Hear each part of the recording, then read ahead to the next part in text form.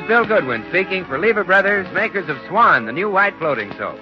Well, it's Tuesday night again, and that means another pleasant visit with George Burns and Gracie Allen, Jimmy Cash, and Paul Whiteman and his music. And now meet the people who live in the Burns house, George and Gracie.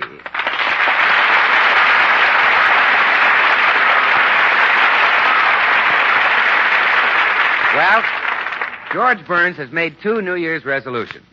First, resolve that Gracie's club, the Beverly Hills Uplift Society, shall never hold another meeting in his house.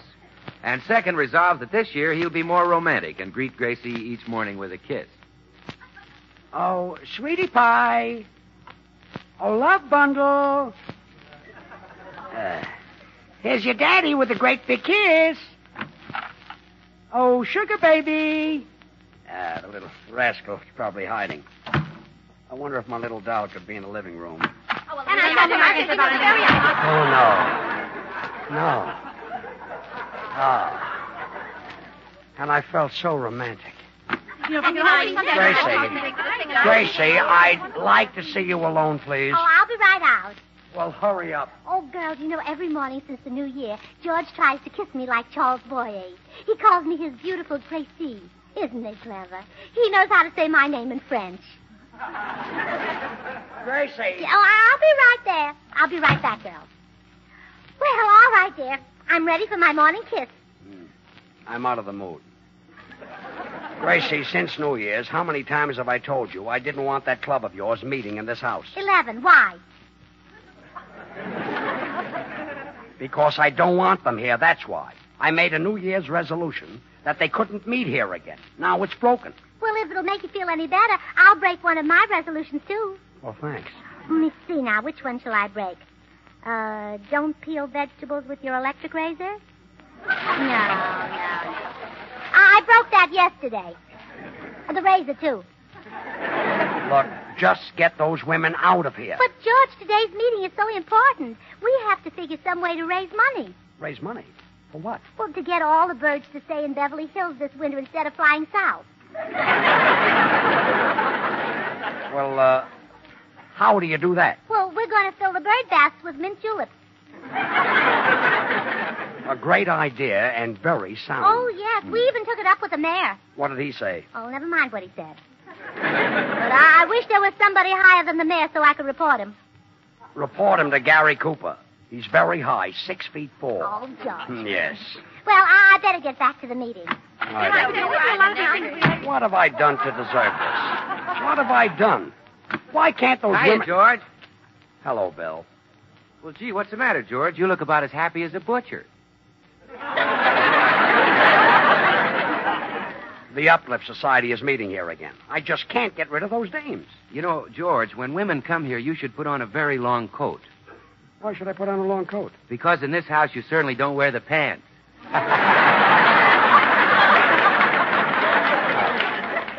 Certainly is very, very clever.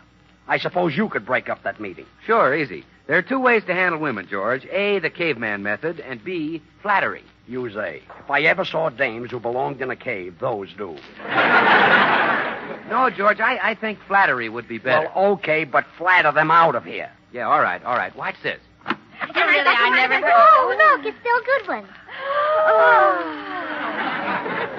Oh. Well, girls... Girls? Bill, don't overdo it. Ladies, as I look into your faces... Yeah?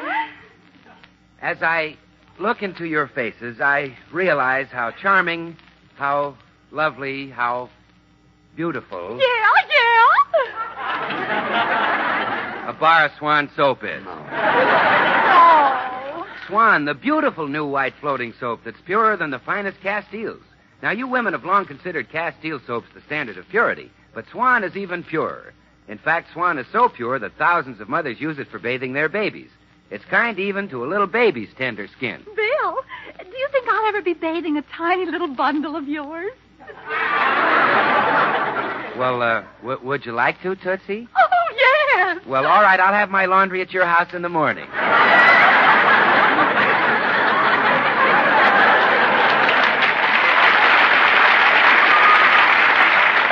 Now, remember, ladies, if Swan is kind to a baby's tender skin, then you know it's going to be kind to your hands. and help keep 'em lovely when you use it for washing the dishes or for any other soap and water job around the house.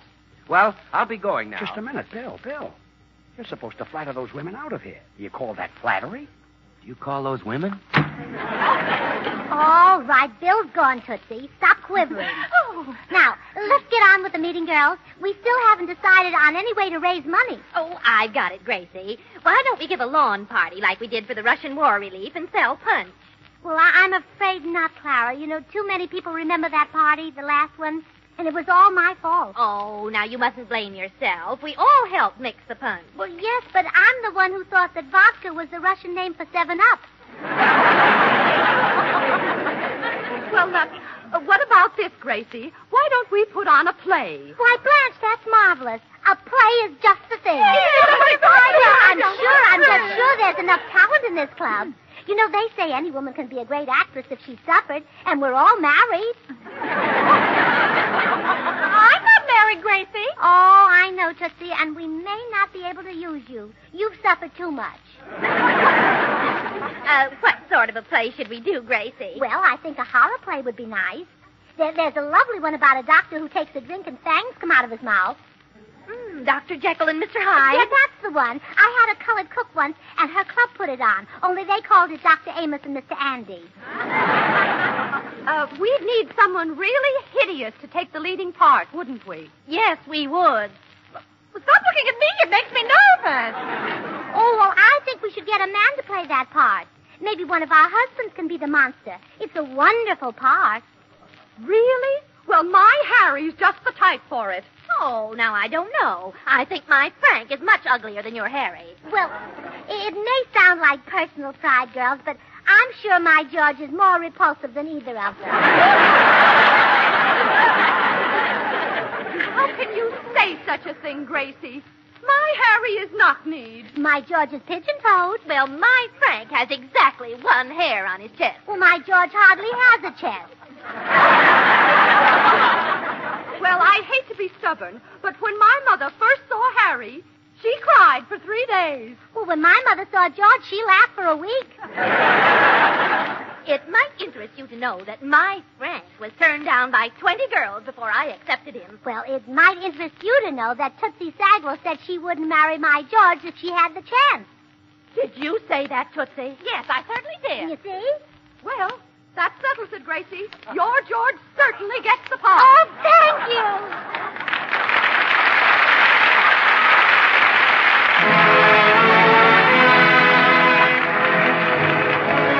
All right. Here's the tune, the 6 hits and a miss recorded a little while ago, and now everyone's humming it. Cole Porter's You'd Be So Nice to Come Home To.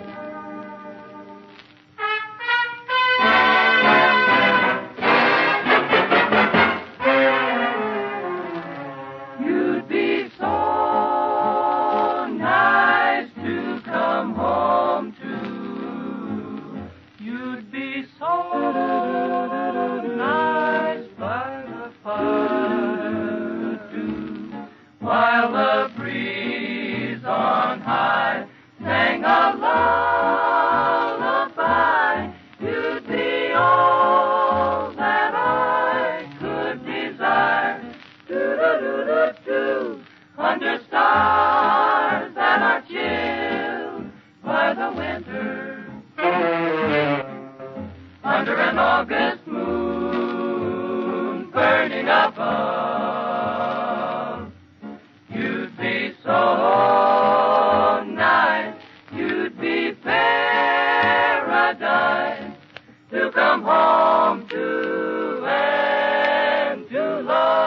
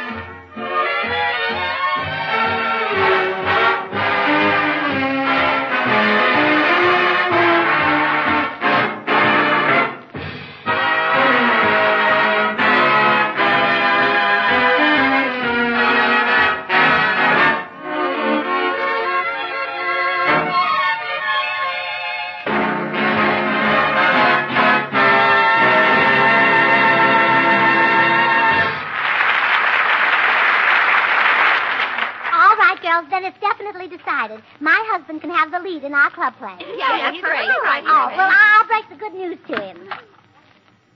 Gracie, haven't those buzzards gone home yet? George, not so loud. The girls are still in there, and there's a big crack under the door. Say, there is, isn't there? Yes. I wonder if I could get a hose under there and attach it to the exhaust pipe of my car. Then I could leave my motor running. George And- Burns, don't you dare. We've only got an A book. Yeah, well, that's the only thing that's Oh, stopping George, I have some news for you, dear. me. You have it? Yeah. Guess what the girls said you could do? Yeah, well, they can do the same. Yeah. Oh, no, George. The Beverly Hills Uplift Society has chosen you for the lead in our play, Dr. Jekyll and Mr. Hyde. Me? Yes. I wouldn't act in a play of theirs if my life depended on it. But, George, this is a golden opportunity. It may lead to a career in the movies or something. Oh, don't be silly. Who'd see a play given by that broken-down club? Well, lots of people. One year, Harry Morton had the lead in our play, and a scout saw Harry and liked him. Really? Well, yeah, and look at him now. He's a scoutmaster. A golden opportunity. Gracie, forget it. Oh, but it's a wonderful part, George. I can see you now. You're drinking the potion that makes you change from Dr. Jekyll to Mr. Hyde. You gasp. You gurgle. You choke. Your face turns purple. We'll dye your hair yellow for the part. What? Well, it'll be so pretty with your purple face. Now the potion is working. You're going mad. You give a blood-curdling laugh. Stop it. I won't take the part. I wouldn't touch it with a 10-foot pole. I wouldn't take it if you burned me at the stake. I'll go back in there and tell them that. Well, all right, George. Well, Gracie. Well, he's a little undecided. Now, let's see who gets the female lead. The part Lana Turner played in the picture. Gracie, I'd make a perfect Lana Turner. Oh, Tootsie, don't be silly. Lana Turner's a blonde. Oh, yes, there is that one drawback. Now, the only way to decide will be for me to audition everyone for the part. Now, all you have to do is give a terrifying scream and then say, "Help, help, he's choking me." Now, who wants to be first? I do, Gracie. Oh, now, please, girls, please. We'll have to settle this some way. Oh, I know. We'll let the oldest one start first. Now, who's first? Well, it looks like I'll have to decide who gets the part myself. Oh, Gracie, I'm the last one in the world to try to influence you, but before you give out the Lana Turner part, I just want you to know that I have a dozen eggs. Why, Clara Bagley. Shame on you, Clara, for trying to bribe me. You haven't got any butter, have you? No. Well, shame on you trying to bribe me. You have to audition like everybody else, Clara. Now, let me hear you scream and then read the line. Okay. Oh, Tootsie! Tootsie, stop at this instant. Oh, gee, I'm awfully sorry, Gracie. It sounded like a mating call, and I answered automatically.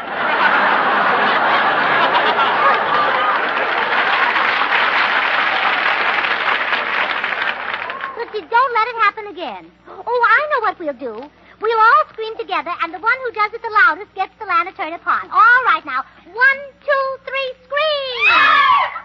Well, that was delightful. My, such talent.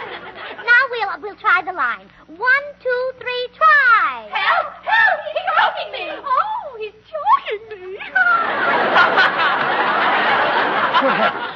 Good heavens. What's going on? What's going on? George, please stop yelling. How can we rehearse with you making all that noise? Gracie, without a doubt, you women... We are not, dear, and answer the front door. All right, and believe me, you are. I'm coming. Well? Me and my folks heard a lot of screaming over here. You having any trouble, Grandpa? Grandpa, why, you little... Don't get tough with me, Grandpa. You ain't such a hard guy, except around the arteries. Look, will you go? I'm having enough trouble. Then you're having trouble. Listen, kid. In a few minutes, I'm going to take a half a dozen women and kill them in cold blood with a big sharp axe. Gee. Yeah. So go back and tell your folks I'm having trouble. They'll understand. I see they've had trouble, too.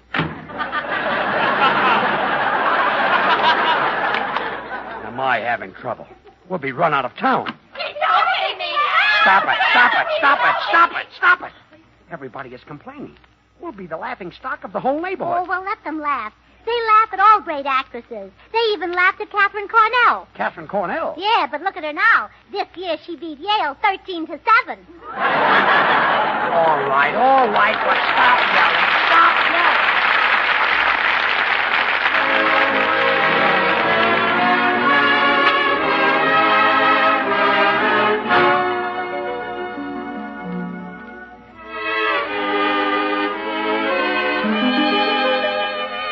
Jimmy Cash with a song right out of the top drawer, Moonlight Becomes You. All right, Jimmy. Moonlight becomes you. It goes with your hair. You certainly know the right thing to wear. Moonlight becomes you. I'm thrilled at the sight, and I could get so romantic tonight. You're all dressed up to go dreaming. Now don't tell me I'm wrong. And what a night to go dreaming. Mind if I tag along? If I say I love you, I want you to know it's not just because there's moonlight, although moonlight becomes you so dear. Moonlight becomes you so.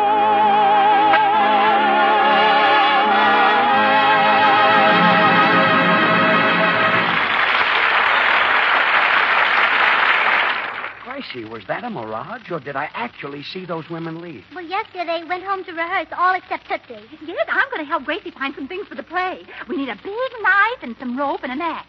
Well, I hope you find them and you use them. Oh, George, you'll just love this play. And Tootsie's got a marvelous part in it. Tootsie, do your part for George.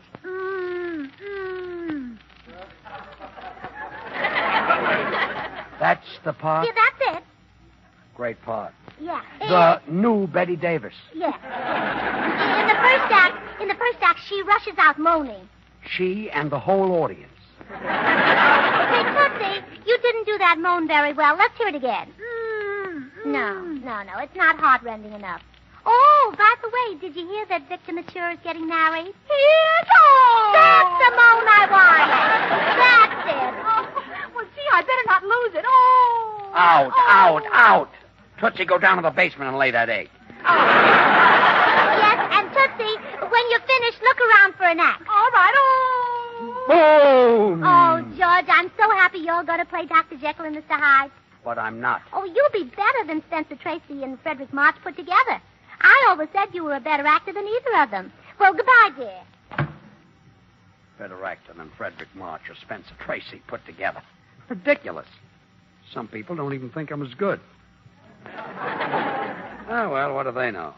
Say, if this play was being given by a real company, I'd show them a thing or two. What a job I could do with that Mr. Hyde part. Just ruffle up my hair like this. Pop my eyes. Roll out my cheeks. Let's see how this looks in the mirror. Oh. Hey, so good I scared myself. Now I drink the potion.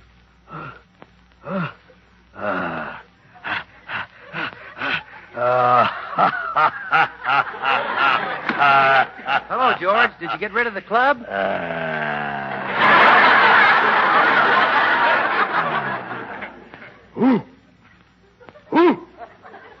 Bill, don't you notice something different about me? Look. Bill, don't you notice something? New necktie? I'm being a fiend. Didn't you see Dr. Jekyll and Mr. Hyde? Oh, that's what you're doing. Well, sure, I saw it, George. In fact, I was a technical advisor on that picture. You were what?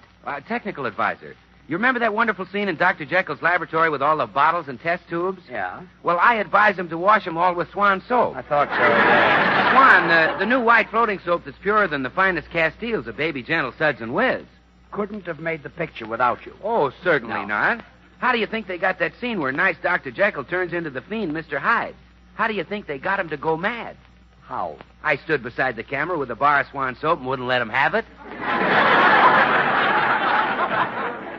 That made him angry. Angry? It drove Dr. Jekyll mad. Yeah, went nuts. He wanted that Swan soap because he knew that Swan is not only purer than the finest Castiles, but it gives you heaps and heaps of Baby Gentle lather. Lather that's great for your hands and swell for anybody's complexion. I suppose without Swan soap, the picture never would have made $1 million. Well, that's right. And they were so grateful they insisted on splitting it with me.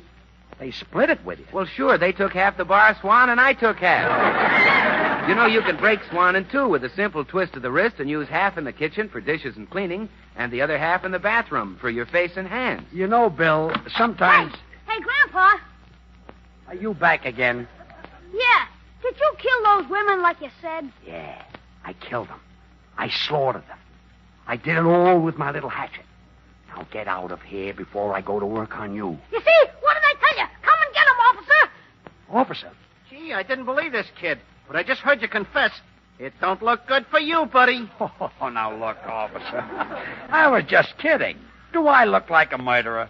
They got low foreheads, squinty eyes, and faces like apes. Yeah, I know. It don't look good for you, buddy.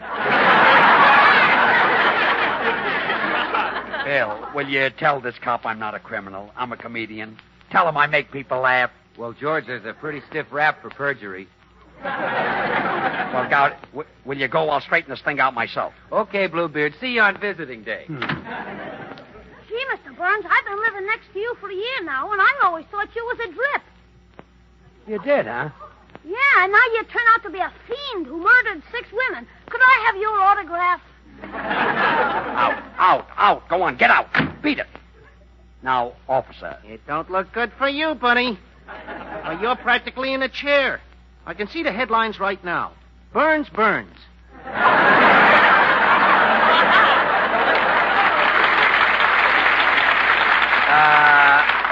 Look, officer, I'm perfectly innocent, and my wife will prove it. Oh, Gracie, will you come down here? Yes, dear. Now you'll find out what a chump you are, accusing me of being a fiend. Oh, George, look what I found for you. An axe to kill Mrs. Morton and a rope to hang Mrs. Bagley. Oh, I couldn't find any poison, so you have to kill Tootsie Sagwell with your bare hands. Go away. It's starting to don't look good for you, buddy, again. Who's he, George? Gracie, don't you see the man is wearing a policeman's uniform? Oh, you found one and he's already in costume. He's just the right size to drown the bathtub. How-do? How do you drown in a bathtub? Look, Gracie, this Quiet, you. Lady, are you this man's accomplice? Well, how dare you? We've been married for years. Look, officer, I'm supposed to be Dr. Jekyll and Mr. Hyde, and... Quiet, you. Look, little lady, suppose you tell me the whole story. Why, I'd be glad to. Where shall I begin? At the beginning. Of course. Why couldn't I think of that? Well, you see, half the time my husband is a monster, and half the time he's a doctor. Yeah? Yeah. Monday, Tuesday, and Wednesday, when he's a monster, he hits people over the head with a club. And Thursday, Friday, and Saturday, when he's a doctor, he feels very sorry, so he gives them an aspirin. And Sunday, I'm an air raid warden. You see, when he's the monster, all he wants to do is kill women. It's sort of a hobby with him. Like pressing flowers. Then the drink wears off, and he's himself again. He sees all these dead women lying around, and he's very embarrassed. Can't stand an untidy house. So what does he do with the bodies? Well, he buries them in the basement. Ah. Look, this has gone far enough. There are no bodies in the basement. Does this door lead to the basement? Uh-huh. You know what? What? It don't look good for you, buddy. I know. Look, I've had enough of this. Gracie, get Tootsie up here. I want the policeman to see her. Oh, Tootsie, come on up here. I want you to meet a man. Where is he? Well, here you are, officer. Is this woman dead? Well, she's been dead. I know a haunt when I see one. Officer, all that's been going on here is a rehearsal for Dr. Jekyll and Mr. Hyde. It's a play. A show. Oh, a play. A play, yes. Hey, wait a minute. Did you think my husband was really a murderer? Well, yeah, Well, but... how dare you? And you thought he'd keep the basement full of women? My goodness, if he did that, I wouldn't have room for my pickled peaches. I dare. Now you get out of here. Why, my sweet little George, you wouldn't hurt a fly. And believe me, if he ever does kill anybody, you won't get our business. Goodbye. Why, George, the nerve of him thinking you look like a fiend. Well, come on, dear. You've got to rehearse your part. Gracie, I'm not going to do Dr. Jekyll and Mr. Hyde. Let Harry Morton be the monster or Frank Bagley. Oh, but, George, you know how little money our club has. Well? Well, if one of them does it, we'll have to buy makeup.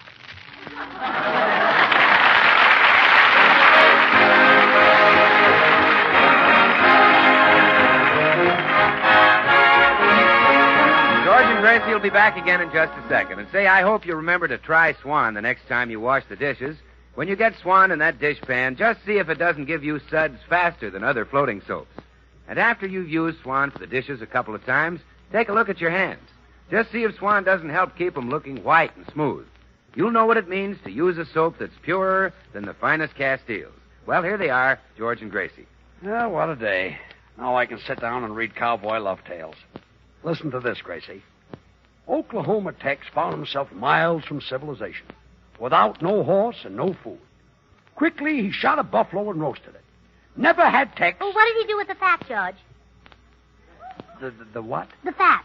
You know, the government needs fat to make bullets and bombs, and Tex should take it to the butcher.